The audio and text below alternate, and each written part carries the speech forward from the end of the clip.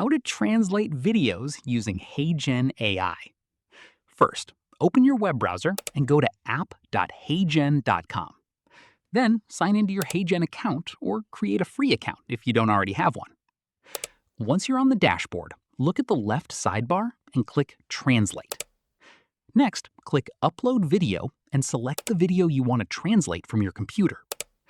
After the upload is complete, choose the original language of your video. Then select the target language you want to translate it into, such as Spanish, French, Hindi, or Japanese.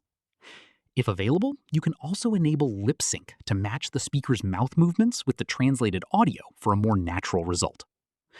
Now, click Translate and wait while HeyGen processes your video.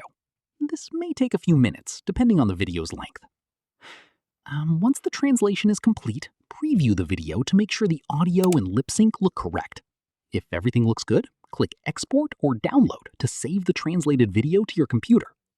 That's it! You've successfully translated a video using HeyGen AI.